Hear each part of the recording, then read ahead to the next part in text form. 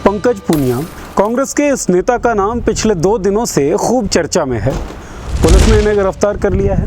कारण है इनके द्वारा लिखा हुआ एक ट्वीट में पंकज पुनिया ने लिखा था कि कांग्रेस बस अपने खर्चे पर मजदूरों को उनके घरों तक पहुंचा देना चाहती थी, लेकिन भ्रष्ट सरकार ने इस मामले में राजनीति शुरू कर दी।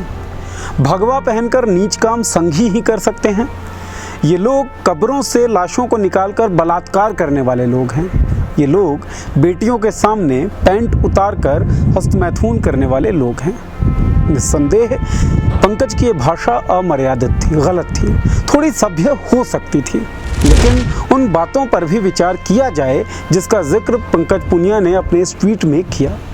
क्या प्रवासी मजदूरों को घर पहुंचाने के लिए कांग्रेस के द्वारा सौंपे गए बसों के मामले में भ्रष्ट सरकार ने यानी कि योगी सरकार ने राजनीति नहीं की? क्या गार्गी कॉलेज में वह घटना नहीं हुई जिसका जिक्र पंकज पुनिया ने अपने इस ट्वीट में किया? क्या योगी आदित्यनाथ ने हिंदू मुस्लिम वैमनस्य को बढ़ाने वाले बयान नहीं दिए थे? अफसोस कि इन सभी सवालों का जवाब हाँ है, लेकिन कुछ लोगों की धार्मिक भावनाएं इस ट्वीट से आहत हो गई, क्योंकि पिछले कुछ सालों में हमारे धार्मिक भावनाओं में एक दीमक लग गया है जो धीरे धीरे हमारी भावनाओं को कमज़ोर कर रहा है। तो मुमकिन है कि भावनाएं आहत हो गई हों।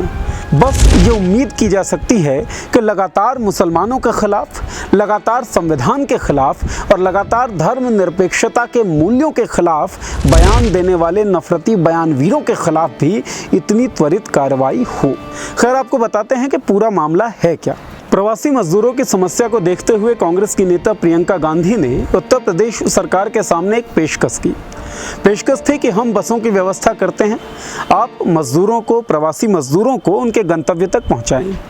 चौंकाते हुए योगी सरकार ने उनकी ये पेशकश मान ली। कांग्रेस ने बसें खड़ी करवा दी, लेकिन इसके बाद राजनीति का गंदा खेल शुरू हुआ। एक भी बस नहीं चली, एक भी मजदूर को फायदा नहीं पहुंचाया गया। कारण दिया गया कि बसों की गुणवत्ता ठीक नहीं है, उनके कागज पूरे नहीं हैं। मामला ये था कि 1049 वाहनों की सूची कांग्रेस ने उत्तर प्रदेश की सरकार को दिया। इसमें से 879 वाहनों की पुष्टि बसों के तौर पर हुई। लगभग 100 वाहनों की पुष्टि 3 wheeler, auto, ambulance, school bus, Tata magic आदि के तौर पर की गई।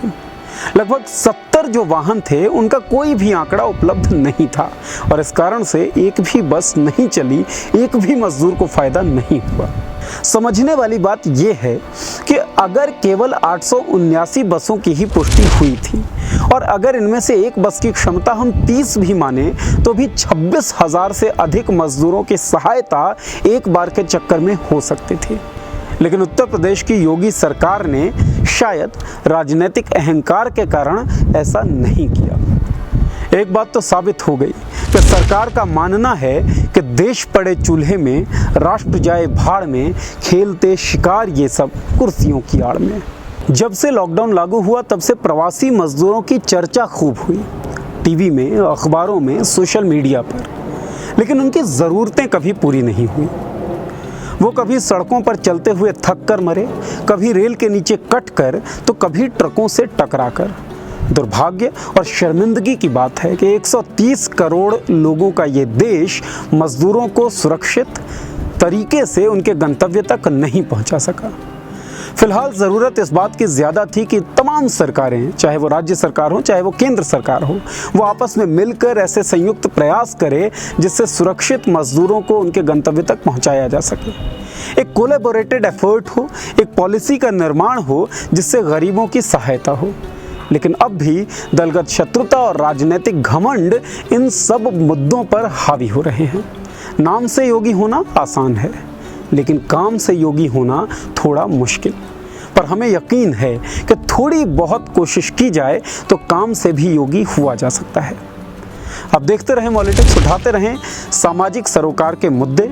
सब्सक्राइब करें हमारा चैनल। फेसबुक पर देख रहे हो वीडियो तो लाइक कीजिए हमारा पेज। शुक्रिया। आपका मुद्दा बनेगा देश का मुद्दा। मॉलिटिक्स ऐप पर शेयर करिए अपनी बात हमारे साथ, हम उठाएंगे आपकी आवाज़।